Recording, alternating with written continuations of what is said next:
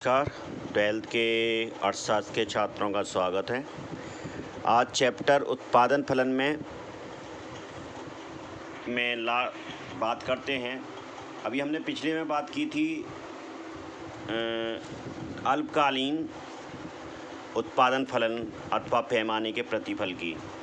इसमें समझा था नियम की मान्यताएं, परिवर्तनशील साधन किस तरह से बढ़ते हैं, कुल उत्पादन उसमें किस तरह से बढ़ता है, औसत उत्पादक कैसे बढ़ता है, सीमांत उत्पादकता कैसे होती है। फिर एक मोड़ का बिंदु आता है जहाँ से सीमांत उत्पादकता घटने लगती है, यानी कि हम परिवर्तनशील साधन बढ़ा रहे हैं, स्थिर साधन स्थिर ही रखे हुए हैं, लेकिन परिवर्तनशील साधन बढ़ाने के एक स्थिति ऐसी आती है जिसको मोड़ का बिंदु कहते हैं हम, पॉइंट ऑफ इन्फ्लेक्शन। उसके बाद से सीमांत उत्पादकता कम होने लगती है। ये देखिए आप 14 से 10 हो गई, 10 से 5 हुई, 5 से 3 हुई, 0 हुई और फिर 0 के बाद माइनस में चली गई, यानी कि ऋणात्मक स्थिति, उत्पादन की तीसरी अवस्था जिसको हम बोलते हैं, माइनस में चले जाना, यानी कि ऋणात्मक उत्पादन होना। उत्पादन जितने साधन बढ़ रहे हैं उतने और उत्पादन घट रहा है, माइनस में जा रहा है, घट नहीं रहा बल्कि और कमी आ रही है उस उत्पादन में। इससे ये स्थिति हमने समझी थी। अब बात करते हैं, ये तो बात थी, अभी हमने अल्पकालीन की बात की थी। और अल्पकालीन परिवर्तित चलन के नियम की जो अवधारणाएँ थी, ह्रास करा नियम। अब बात करते हैं साधन के घटते प्रतिफल अथवा उत्पत्ति ह्रास नियम की हमने बात की थी, ये था अल्पकालीन। अब बात करते हैं दीर्घकाल में। दीर्घकाल मतलब लंबे समय में क्या स्थिति होगी। दीर्घकालीन उत्पादन फलन अथवा पैमाने के प्रतिफल क्या होंगे। दीर्घकाल में कोई उत्पत्ति का साधन स्थिर नहीं रहता, यानी कि सारे साधन परिवर्तनशील साधन के रूप में परिवर्तित हो जाते हैं, क्योंकि ऐसी लंबे समय की स्थिति में कोई मशीनें निश्चित तौर पर बहुत लंबे टाइम तक काम नहीं कर सकती हैं। भवन भी बहुत लंबे टाइम तक काम नहीं करेगा, मतलब उसमें आपको कुछ ना कुछ भवन में दिक्कतें आने लगेंगी, मशीन में दिक्कतें आने लगेंगी और निश्चित तौर पर आपकी उसमें मेंटेनेंस बढ़ती जाएगी। तो इसका यही मतलब हम कहना चाहते हैं कि उत्पत्ति का जब दीर्घकाल में उत्पत्ति के साधन, जो कोई भी साधन जो होता है वो स्थिर नहीं होता है।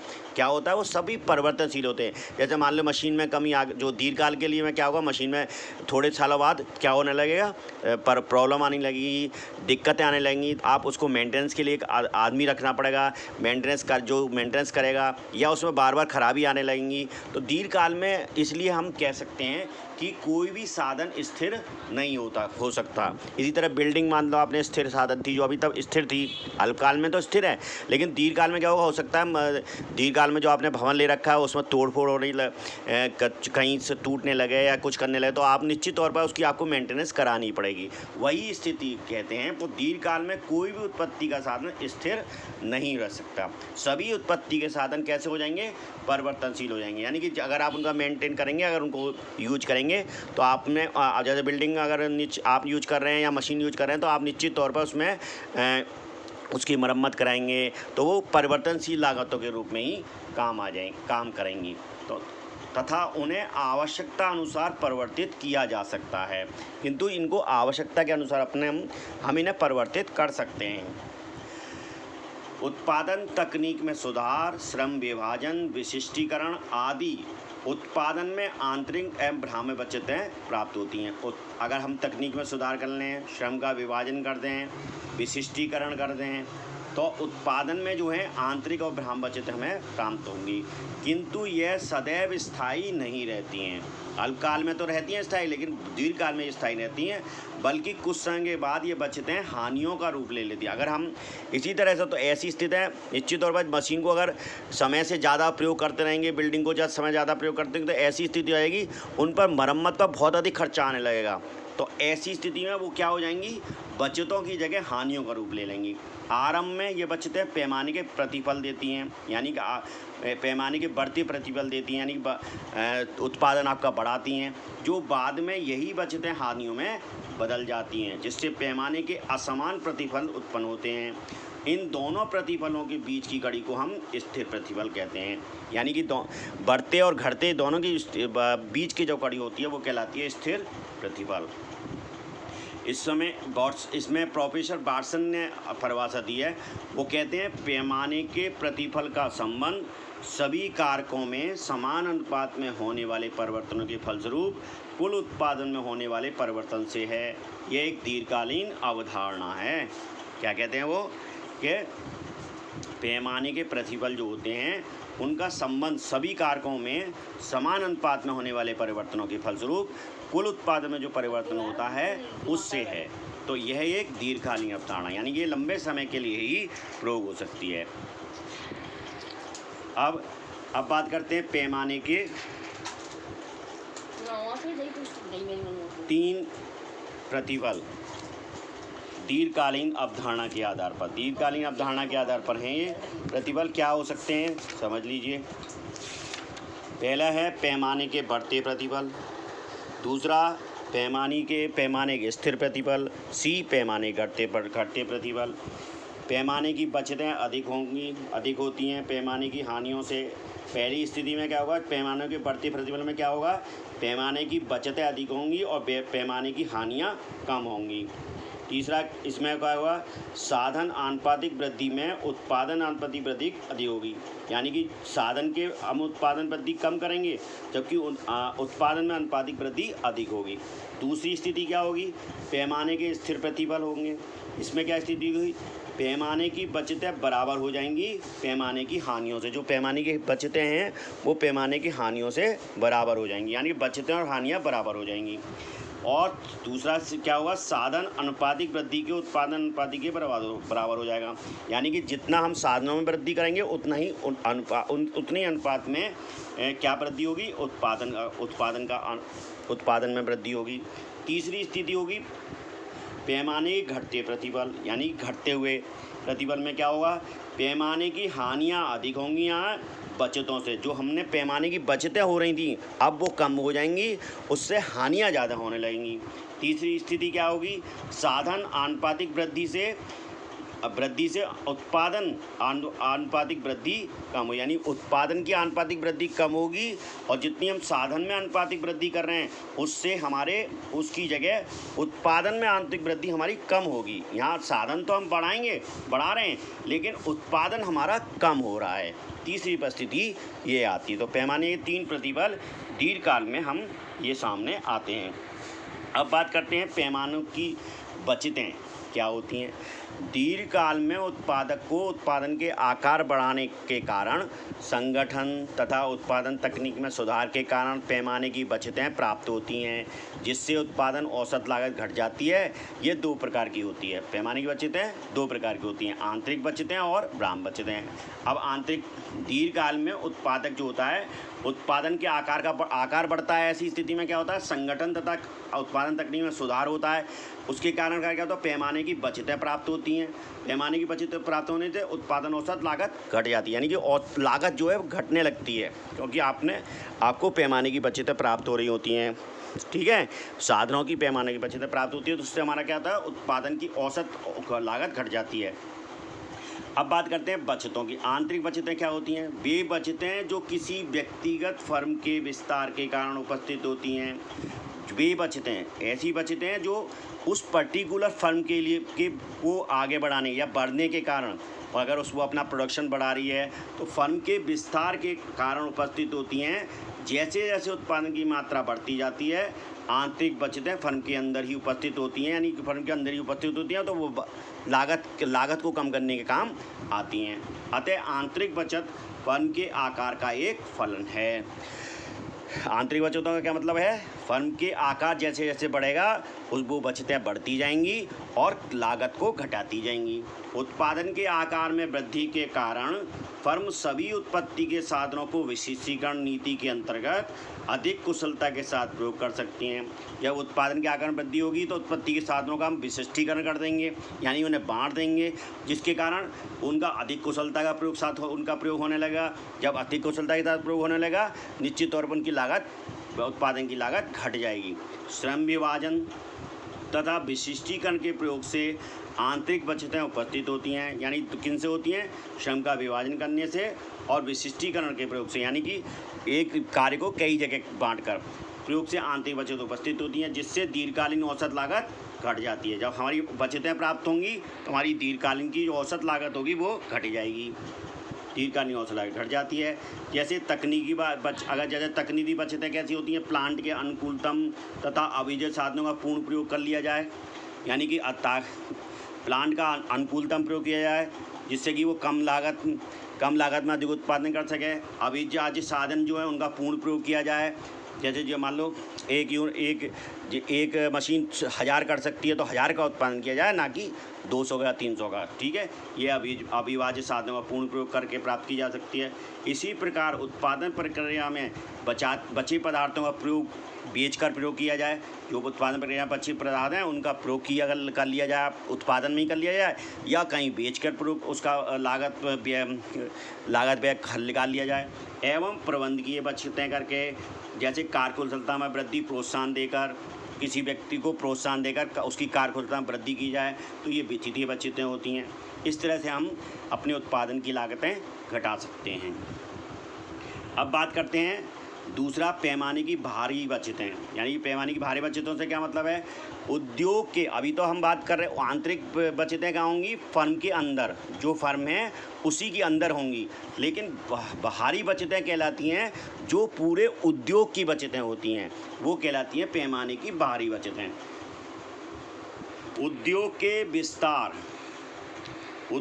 विस्तार के, यानी कि जैसे पूरा चीनी उद्योग या लोहा उद्योग, ऐसा नहीं है कि एक कंपनी की बात कर रहे हैं, चीनी की एक कंपनी की बात कर रहे हैं, लोहे की एक कंपनी की बात नहीं, बल्कि पूरे उद्योग की बात कर रहे हैं।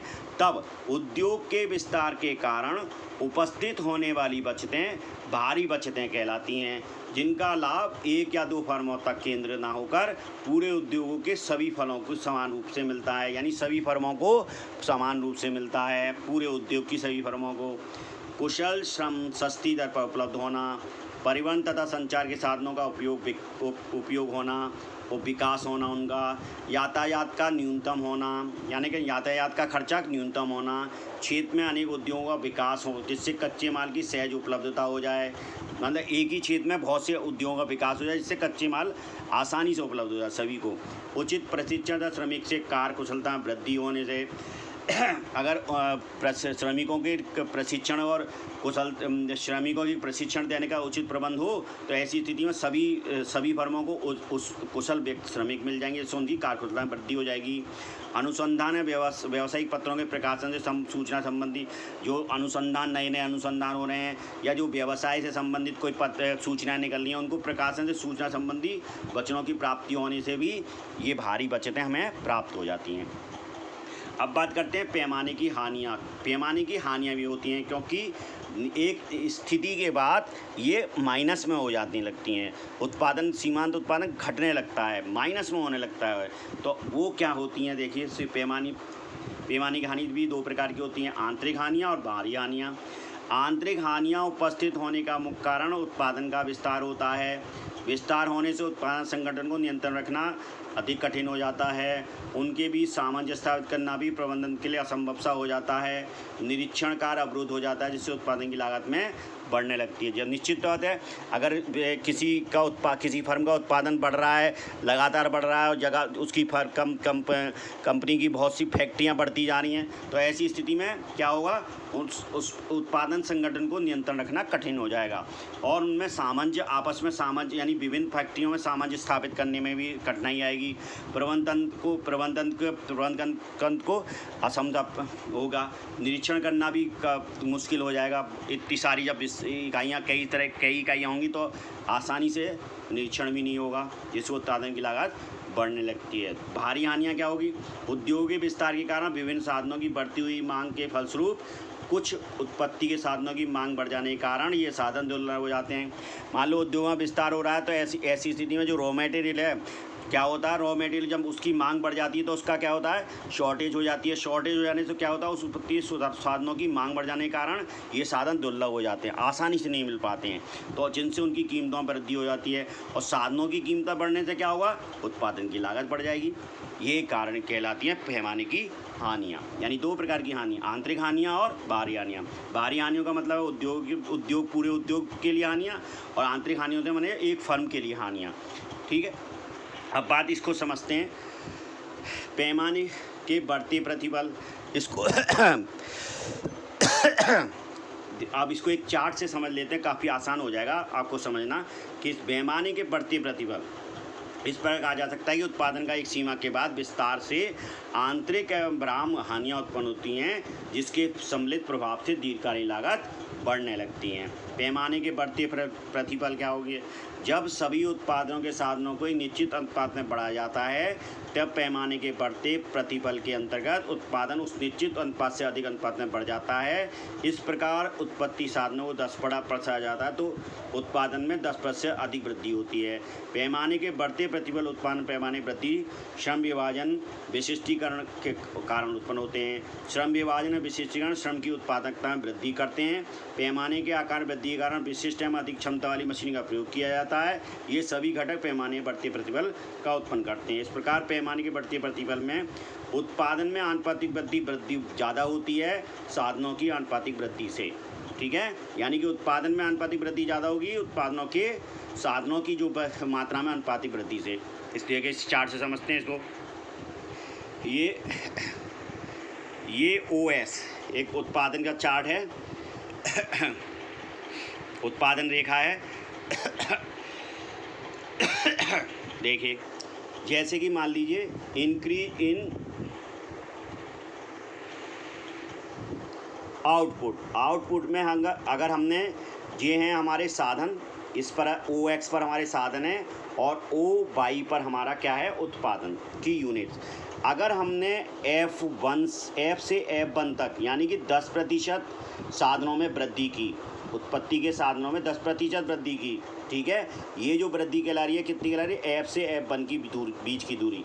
तो हमारे जो उत्पादन हो रहा है वो बढ़ रहा है कितना? R से R1 तक यानी कि 15%। ऐसी स्थिति को हम कहेंगे पैमाने के बढ़ते प्रतिफल। यानी कि इसमें क्या हो रहा है? हमारे उत्पादन का पैमाना बढ़ रहा है अपेक्षाकृत। जितना हम साधनों में वृद्धि नहीं कर रहे हैं उससे ज़्यादा हमारे उत्पादन में वृद्धि हो रही है। ये कहलाती है उत्पादन में बढ़ते प्रतिफल। ठीक है जी, समझ लीजिए। और ये OS क्या चीज़ है? हमारा उत्पादन की वक्र, उत्पादन वक्र, इसको हम कहते हैं उत्पादन वक्र। इसी प्रकार एक और देखते हैं, पैमाने के एक होता है पैमाने के समान प्रतिफल। समान में स्थिति क्या होगी? बराबर सी स्थिति होगी। जितना हम इसमें उत्पादन के साधनों में बढ़ोतरी कर रहे हैं, अगर उतनी ही बढ़ोतरी आउटपुट में हो रही है यानी कि उत्पादन में हो रही है तो वो कहलाएगा उत्पादन का समता प्रतिफल। अब बात करते हैं लास्ट की, पैमाने के घटते प्रतिफल के बारे में। यानी कि जहाँ पे घटने लगता है, इसके अनुसार उत्पत्ति के साधनों को जिस अनुपात में बढ़ाया जाता है उससे कम अनुपात में उत्पादन में वृद्धि यानी उत्पादन में वृद्धि कैसी होती है? कम होती है। उत्पादन के साधन तो ज़्यादा बढ़ाए जाते हैं लेकिन उत्पादन में वृद्धि कम होती है। तो ऐसी स्थिति को हम कहते हैं पैमाने के घटते प्रतिफल। दूसरे शब्दों में हम समझते हैं इसको, उत्पादन में एक समान वृद्धि प्राप्त करने के लिए साधनों को क्रमशः अधिक मात्राओं की आवश्यकता होगी। पैमाने के ह्रासमान प्रतिफल उत्पन्न होने का मुख्य कारण यह है कि पैमाने का आकार बड़ा हो जाने के कारण उत्पादक उत्पादन कार्य में कठिनाई अनुभव करता है और आंतरिक एवं भ्राम्य बचतें इस दशा में आंतरिक एवं भ्राम्य हानियों में परिवर्तित हो जाती हैं, जिसके कारण पैमाने के असमान ह्रासमान प्रतिफल, यानी कि जब फर्मों के अंदर या उद्योग के अंदर भ्राम्य हानियाँ उत्पन्न हो जाती हैं, ऐसी स्थिति में क्या होगा? आपने साधन तो बढ़ाई लेकिन आपका उत्पादन नहीं बढ़ेगा, उतना नहीं बढ़ेगा जितना आपको बढ़ना चाहिए, यानी कि कम बढ़ेगा। तो ऐसी स्थिति को हम कहते हैं पैमाने के घटते प्रतिफल। इसको समझते हैं इस चित्र से। देखिए, ये आउटपुट दिया हुआ OX दिया हुआ है, परसेंटेज इंक्रीज ऑल फैक्टर्स। अब हमने फैक्टर्स यानी कि हमारे साधन हमने F से बढ़ाकर F1 तक कर दिए, यानी कि हमने बढ़ोतरी करी 15% की, साधनों में वृद्धि करी कितनी? 15% की, लेकिन हमारे उत्पादन में सिर्फ वृद्धि हुई R से R1 की यानी कि 10% की। तो ऐसी स्थिति में हमारा क्या हुआ? उत्पत्ति के साधन तो ज़्यादा बढ़ गए लेकिन काय के उत्पादन हमारा घट गया और उल्टा हमारा यानी कि उत्पत्ति के साधनों से हमारा उत्पादन उतना नहीं हुआ बल्कि और साधनों से घट गए, हमारे उत्पादन और घट गया। तो यही है, उतनी बढ़ोतरी नहीं हुई जितनी वो हमने साधनों में की थी। तो यही कहलाता है उत्पत्ति के पैमाने के घटते प्रतिफल। क्या कारण होते हैं इसके? जैसे मान लिया अभी बात हमने आई हानियाँ की, क्या होगा? पैमाने के ह्रासमान प्रतिफल उत्पन्न होने का मुख्य कारण यह है कि पैमाने का आकार बड़ा हो जाने के कारण क्या होगा?